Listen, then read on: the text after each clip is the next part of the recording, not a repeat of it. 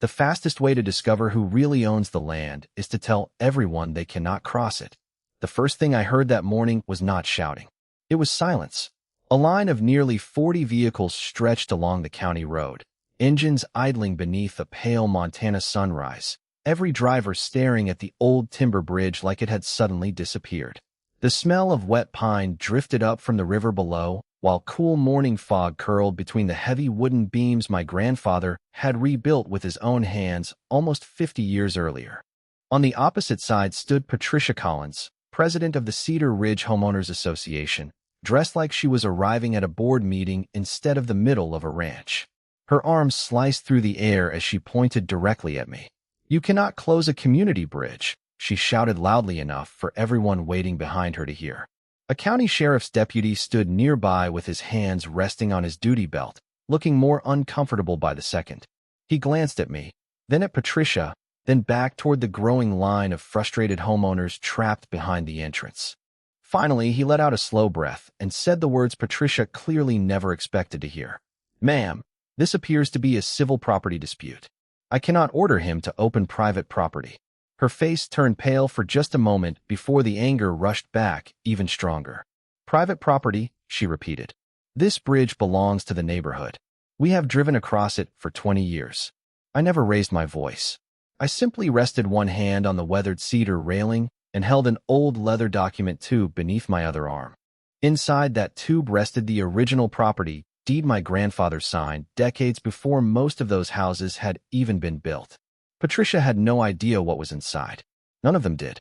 They all believed the bridge had become theirs simply because they had crossed it long enough. They believed familiarity somehow replaced ownership. My name is Daniel Whitmore. I am 41 years old, a civil engineer by trade, and 3 weeks earlier I inherited 1,200 acres of Montana ranch land after my grandfather passed away peacefully at 93. Most people thought I inherited rolling hills, grazing fields, timber, and a quiet stretch of river. What I actually inherited was responsibility. Every fence, every pasture, every trail, every survey marker, and every inch of that old timber bridge had been protected by 4 generations of my family. My grandfather always said that people stop seeing boundaries once they become convenient. Standing there that morning, listening to engines rumble across the valley and smelling fresh river water mixed with diesel exhaust, I realized exactly what he meant. Across the bridge sat an entire homeowners association built over the last 2 decades. Beautiful homes, perfect lawns, expensive pickup trucks, children waiting for school buses, delivery vans, landscapers, contractors. Every single one of them depended on that bridge without ever asking who actually owned it. Patricia stepped closer, holding a stack of HOA documents as if they outweighed county records. "Open it now," she demanded. I looked past her toward the long line of waiting vehicles, then slowly unrolled the faded property deed my grandfather had trusted me to protect. What Patricia still did not know was that the bridge was only the beginning. Every road leading to it, every support beneath it, and every foot of land surrounding it belonged to me. The deputy eventually walked back to his patrol truck, leaving behind nothing but tire tracks in the gravel and a neighborhood full of unanswered questions.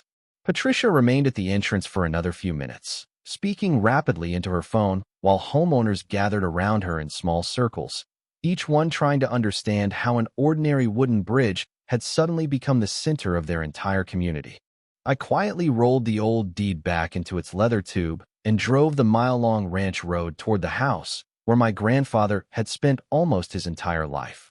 The smell of fresh-cut hay drifted across the open pasture while meadowlarks perched on weathered fence posts exactly as they had when I was a child. Every familiar landmark carried another memory. The old red barn where Grandpa taught me how to repair fencing. The windmill that still creaked every afternoon when the breeze crossed the valley. The cottonwood tree where he always parked his truck before walking the property with nothing more than a survey map folded inside his back pocket. 3 weeks earlier, I had stood beside his hospital bed as he placed the same worn leather document tube into my hands. His grip was weaker than I had ever known, but his voice remained steady. "Do not protect the land because it is valuable," he told me. "Protect it because somebody trusted you with it before you were even born." At the time, I thought he was simply talking about the ranch itself. Only after reading every page inside that tube did I understand he had been talking about far more than fields and timber.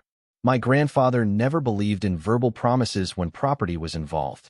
Every purchase, every easement, every tax receipt, every bridge inspection, every survey revision, and every county filing had been carefully organized over decades. His office still smelled faintly of old paper, leather bindings, cedar shelves, and black coffee. The large oak desk faced a window overlooking the river, allowing him to watch the bridge while reviewing maps spread across its scarred wooden surface. I spent the rest of that afternoon opening file after file, matching faded survey drawings with modern county plats, comparing handwritten notes against official records. The deeper I searched, the clearer the story became. Long before Cedar Ridge existed, my great-grandfather had purchased the entire valley, including both riverbanks, and the only practical crossing for several miles. Decades later, when developers purchased neighboring land to build the subdivision, they designed roads leading directly toward our bridge because constructing a new crossing across the river would have cost millions of dollars. Somehow everyone simply assumed permission would always continue. What surprised me most was not the deed itself. It was what never appeared anywhere inside the records. There was no permanent easement granting unrestricted public access. No recorded agreement transferring ownership. No county filing surrendering bridge rights. Nothing. The bridge had remained exactly what it had always been, privately owned infrastructure sitting entirely on family land. As evenings settled across the valley, golden light reflected off the slow-moving river beneath the bridge, while distant engines echoed from homeowners finally returning after taking a much longer route around the mountain. Standing on my grandfather's porch with the document tube resting beside me, I realized tomorrow would not be about arguments. It would be about history, and history had a habit of surviving far longer than assumptions. The next morning the bridge looked exactly as it always had, but the people approaching it no longer did. Instead of commuters simply driving across without a second thought, every vehicle slowed almost to a crawl before reaching the heavy timber entrance. Some drivers rolled down their windows to study the weathered bridge railings as though ownership might somehow be carved into the wood itself.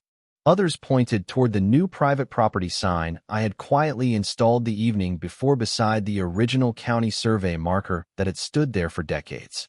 The cool mountain air carried the scent of pine needles and river water, while the steady sound of the current echoed beneath the thick support beams. It was peaceful, almost beautiful, until Patricia arrived in her white luxury sport utility vehicle precisely at 8 o'clock.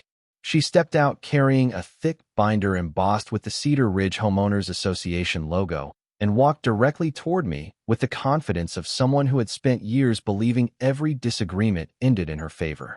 "We have reviewed our records," she announced without offering so much as a greeting. "This bridge has served our community for over 20 years. That establishes our right to continue using it." I listened without interrupting. Years of engineering meetings had taught me that people reveal the weakest parts of their argument when they are allowed to keep talking. Patricia flipped through several pages before producing aerial photographs, subdivision marketing brochures, and old community newsletters showing families driving across the bridge during holiday parades and neighborhood events. She held each document up like it settled the matter beyond question. Around us, homeowners gathered quietly, watching every word as though the outcome would determine the future of the entire subdivision. When Patricia finally finished, I asked only one question. "Do you have a recorded easement?" Her confident expression paused for the first time since she arrived. "We have decades of community use," she replied. I nodded politely. That was not my question. She searched through the binder again, turning pages faster now. Brochures, meeting minutes, landscaping contracts, maintenance schedules, holiday photographs, insurance invoices, everything except the one document that actually mattered. I carefully removed a folded county plat map from my leather tube and placed it across the hood of my truck. The crisp paper still carried the surveyor's original certification stamp. My finger followed the property boundary from the northern pasture all the way down to the river before stopping directly beneath the bridge.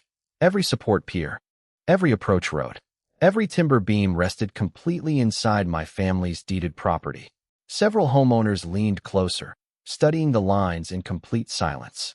One older gentleman quietly adjusted his glasses before whispering, I never knew that. Neither did most of them.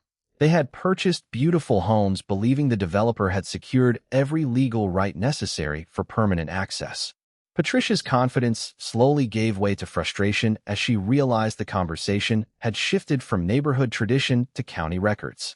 The morning breeze rustled the edges of the survey map, while sunlight reflected off the slow-moving river beneath the bridge.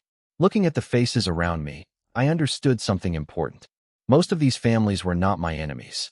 They had simply trusted paperwork they had never personally verified. The real question was no longer who crossed the bridge. It was why nobody had ever asked who truly owned it before building an entire community that depended on it. By the end of the week, the bridge had become the only topic anyone in Cedar Ridge seemed to discuss. Every pickup truck that slowed near the entrance, every delivery van forced to turn around, and every conversation at the local hardware store eventually circled back to the same question. Who actually owned the crossing everyone had treated like public infrastructure for 20 years? I stayed busy inspecting fences, checking water lines, and walking the ranch exactly the way my grandfather had taught me. The crisp autumn air carried the scent of dry pine and fresh river water, while fallen cottonwood leaves drifted quietly across the weathered planks beneath my boots. Early Friday afternoon, a black luxury sedan pulled onto the gravel shoulder beside the bridge. Patricia stepped out accompanied by a man wearing a tailored gray suit and carrying a leather briefcase thick with documents. He introduced himself as legal counsel for the Homeowners Association before politely asking whether we could review the property records together. I welcomed the conversation. We spread maps across the hood of my truck while the gentle sound of the river flowed beneath us. The attorney carefully examined the original deed, the certified county survey, historical tax records, bridge maintenance permits, and every recorded transfer dating back generations. He worked methodically, comparing document numbers against digital county records on his tablet. Patricia stood beside him with folded arms, occasionally insisting there had to be another agreement somewhere, because an entire neighborhood could not possibly depend on privately owned access without legal protection.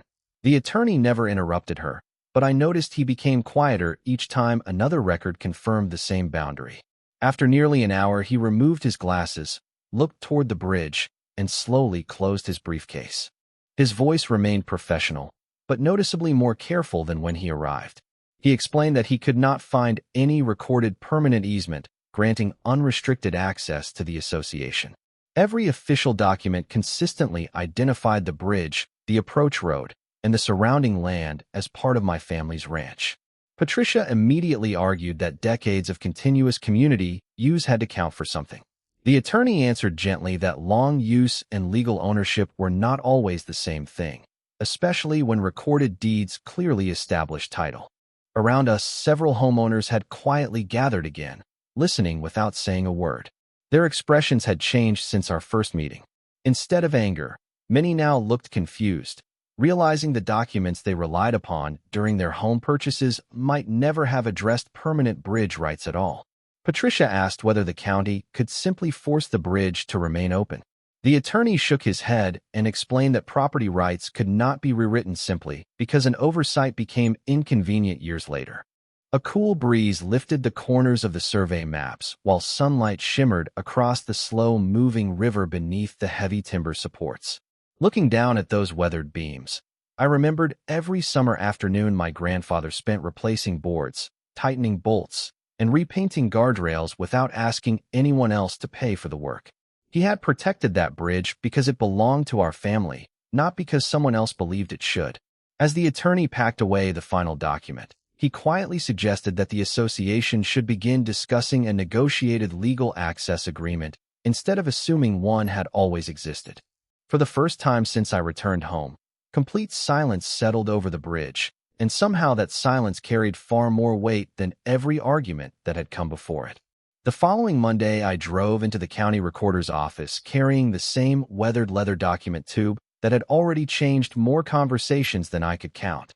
The courthouse smelled faintly of old paper, polished wood, and fresh coffee drifting from a small office down the hallway. Sunlight filtered through tall windows onto worn tile floors that generations of ranchers, surveyors, and attorneys had crossed before me. I was not there because I doubted my grandfather's records. I was there because I wanted every question answered by the people who maintained the official history of the county. A senior records specialist greeted me, accepted the original deed, and carefully compared it with archived plat maps stored both digitally and on oversized paper files that stretched back nearly a century. One document after another confirmed the same boundaries I had already seen.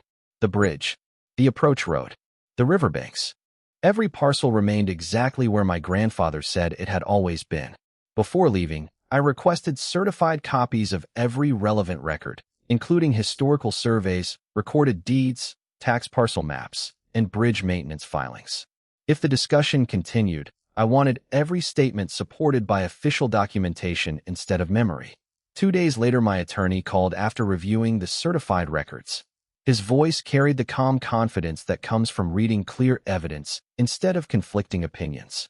He explained that the documents presented a straightforward picture. Ownership had never transferred. No permanent access easement had ever been recorded for the homeowners association.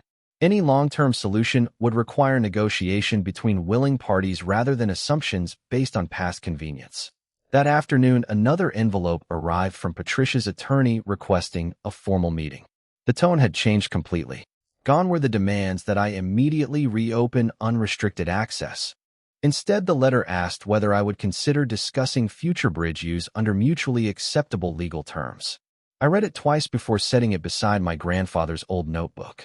Outside, the wind moved gently through the tall pines while the steady sound of the river echoed beneath the bridge exactly as it had every day since I returned home. I agreed to meet later that week inside a conference room at the county administration building. Patricia arrived with several HOA board members, their attorney, and neatly organized binders filled with notes. I came with my attorney, the certified county records, and decades of family documentation. The conversation remained respectful from beginning to end. Nobody raised a voice. Nobody interrupted. Every proposal centered on practical solutions rather than accusations. Patricia admitted the association had always believed bridge access had been permanently secured when the subdivision was originally developed. My attorney responded that belief alone could never replace recorded property rights. We spent hours discussing maintenance responsibilities, insurance requirements, liability protections, emergency access, and possible legal agreements that would respect ownership while allowing the neighborhood to continue functioning. Looking around the room, I realized something had quietly changed. The discussion was no longer about forcing me to surrender my property. It had become a conversation about earning permission through lawful agreement instead of assuming entitlement through habit. As we gathered our documents at the end of the meeting, nobody claimed victory. We simply left with a shared understanding that the next chapter of the bridge would finally be written with signatures instead of assumptions. The negotiations continued over the next several weeks, and with every meeting the conversation moved farther away from emotion and closer to documented reality.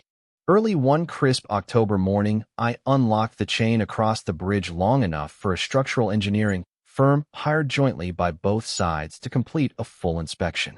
The air smelled of damp cedar, cold river water, and fallen pine needles while the slow current beneath the bridge reflected patches of bright blue sky. Engineers walked every timber beam, measured load capacity, inspected steel brackets, photographed support piers, and compared decades of maintenance records with the bridge's present condition. Watching them work reminded me of my grandfather's belief that facts always outlast opinions. Their final report confirmed something I had quietly expected. The bridge remained structurally sound because my family had maintained it year after year without assistance, even while hundreds of vehicles crossed it every week. Several repairs would eventually be needed, but none resulted from neglect. They were simply part of owning an aging timber structure exposed to Montana weather. That report changed the tone of every discussion that followed. The Homeowners Association could no longer argue that they had carried the burden of maintaining the crossing. Every receipt, inspection record, and maintenance log demonstrated exactly who had accepted that responsibility for decades. During the final negotiation session, Patricia arrived noticeably different from the woman who had first demanded that I simply step aside. Her voice remained professional, and for the first time she acknowledged that the association had relied upon assumptions instead of verified property records. My attorney presented a carefully drafted access agreement that protected ownership while providing legal access for residents, emergency services, school transportation, utility providers, and approved contractors. In return, the Homeowners Association accepted responsibility for contributing to future maintenance through scheduled payments, carrying appropriate liability insurance, and recognizing in recorded county documents that the bridge remained privately owned property. Every clause was reviewed line by line before signatures touched paper. Nobody rushed the process because everyone finally understood how expensive assumptions could become when they lasted for 20 years. As each signature appeared beneath the agreement, I noticed the atmosphere inside the conference room become noticeably lighter. There were no celebrations, no dramatic speeches, and no defeated expressions. Only relief that the uncertainty had finally been replaced by something clear enough for future generations to understand. Several days later, the fully executed agreement was officially recorded with the county. I drove back to the ranch carrying certified copies inside the same leather document tube my grandfather had entrusted to me. The afternoon sun cast long golden shadows across the bridge while the river moved quietly beneath the heavy timber supports. I removed the temporary chain, replaced it with a new sign identifying the crossing as private property with authorized legal access under recorded agreement, and stepped back to look at the bridge one more time. Vehicles crossed steadily throughout the evening, just as they always had, but everything had changed without appearing different. The neighborhood still reached home by crossing my family's bridge. Only now, every trip rested on respect instead of assumption, and every wheel that rolled across those weathered planks reminded me that ownership is never measured by how many people use something. It is measured by the responsibility to protect it and the wisdom to defend it with patience, truth, and the law rather than anger. Not long after the agreement was recorded, I noticed something that made me smile every time I crossed the bridge. The traffic had not changed, but the behavior had. Delivery drivers slowed down before entering the ranch road, instead of speeding across it. Utility crews checked in before bringing heavy equipment onto the bridge. Contractors scheduled larger deliveries several days in advance, so inspections could be coordinated if necessary. Even the school district contacted me to confirm updated emergency access procedures for the buses that served Cedar Ridge. The cool morning air carried the familiar scent of pine and damp earth, while the steady rhythm of tires rolling across the weathered timber sounded different now. It was no longer the sound of people assuming they had a right. It was the sound of people respecting one. One afternoon, I was replacing a loose railing bolt when Patricia walked across the bridge alone, carrying a small folder instead of the oversized binders that had accompanied every previous meeting. She stopped a few feet away and quietly watched the river flow beneath the bridge before speaking. "I spent years believing I was protecting the neighborhood," she said. "I never stopped to ask whether the foundation we depended on actually belonged to someone else." There was no anger left in her voice, only honesty. I set my wrench on the railing and listened. She explained that after reviewing the subdivision's earliest development files, the association discovered several assumptions had simply been passed from one board to the next without anyone verifying the original property records. Each new president inherited the same story, accepted it as fact, and repeated it to the next.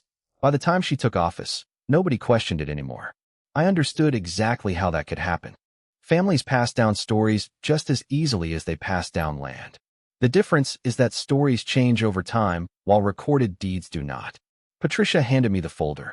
Inside was a copy of the newly adopted Homeowners Association policy requiring every future board member to review the recorded access agreement, the county plat maps, and the ownership records during each leadership transition.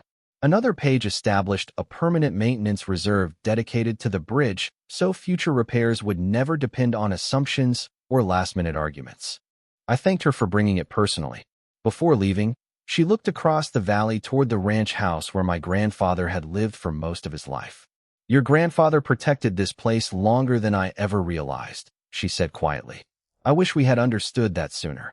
After she drove away, I remained on the bridge for another hour tightening bolts and inspecting the timber deck while the late afternoon sun reflected across the river below. The scent of fresh cedar mixed with cool mountain air as a pair of deer stepped carefully along the opposite riverbank. For the first time since inheriting the ranch, I felt the weight my grandfather carried begin to make sense. He never preserved the bridge because he wanted control over other people. He preserved it because every generation receives something valuable that must be handed to the next in better condition than it was found. Looking across those 1,200 acres, I realized the bridge had never truly been the heart of the story. It was simply the place where respect finally caught up with ownership.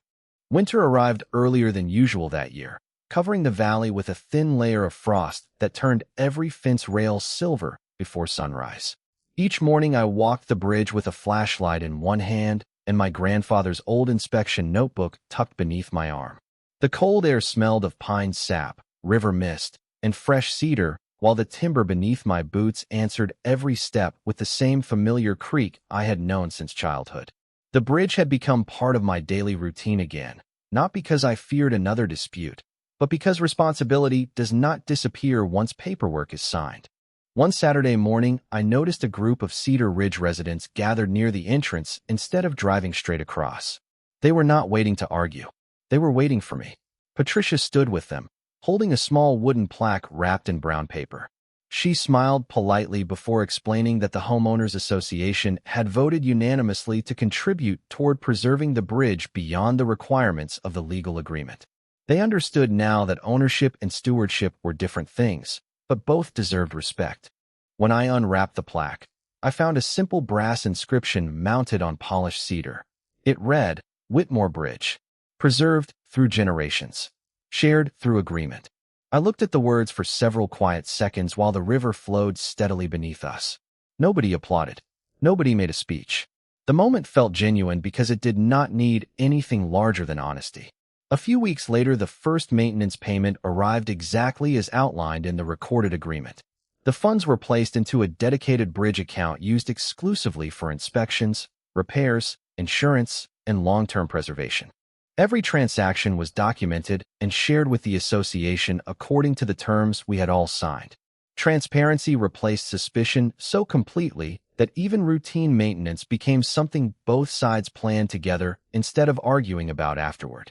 During the spring inspection, engineers confirmed the bridge remained in excellent condition after several preventive repairs funded through the new maintenance program. Standing beside them while they measured timber moisture levels and examined steel connections, I realized how differently the same bridge sounded now. Instead of carrying the weight of uncertainty, every passing vehicle seemed to echo with quiet cooperation. Delivery trucks crossed without hesitation because authorization procedures were clear. Emergency responders updated their maps with the recorded agreement. Utility companies coordinated work schedules in advance. Even visitors stopped to read the small private property sign before continuing across, understanding that permission existed because respect existed first. One evening, as the sun settled behind the mountains, I stood alone at the center of the bridge watching golden light ripple across the river below. The leather document tube rested against the railing beside me, no longer feeling like a burden, but like part of the ranch itself. I thought back to that first morning when engines idled in frustration and everyone believed the conflict was about keeping people out. They had been wrong. It had never been about closing a bridge. It had always been about opening the truth. The strongest structures are not held together by bolts, timber, or steel alone. They endure because every generation chooses to protect what it inherited instead of assuming someone else will. Looking across 1,200 quiet acres stretching toward the horizon, I finally understood my grandfather's last lesson. Ownership is not proven by the deed you inherit. It is proven by the way you honor it after everyone else has forgotten why it mattered. Nearly a year has passed since that first quiet morning when a line of waiting vehicles stopped at the entrance to the bridge, and sometimes I still stand there before sunrise with a cup of black coffee, listening to the river moving beneath the same weathered timbers my grandfather trusted me to protect. The air still carries the clean scent of pine, damp earth, and cold mountain water, and every season leaves its own mark across the ranch without ever changing what truly matters. Spring brings green pastures stretching across the valley. Summer fills the fields with wildflowers and the distant sound of cattle grazing. Autumn paints every cottonwood tree in gold before winter covers the bridge with another layer of frost. Through all of it, the bridge remains exactly where it has always been, connecting two sides of the river while quietly reminding everyone that responsibility lasts far longer than conflict. Today, the residents of Cedar Ridge cross it every morning just as they did years ago, but there is one small difference that means more to me than any courtroom victory ever could. They slow down. Delivery drivers wave before entering the ranch road. Contractors check their permits. Maintenance crews notify me before scheduling heavy equipment. School bus drivers smile as they pass. None of those gestures are required by law, yet every one of them reflects something far more valuable than paperwork. They reflect respect. Patricia and I still see each other from time to time during annual bridge inspections or community meetings. Our conversations are no longer about ownership because ownership was settled the day facts replaced assumptions. Instead, we discuss maintenance schedules, timber preservation, drainage improvements, and long-term planning for future generations. Looking back, I do not believe either of us truly won or lost.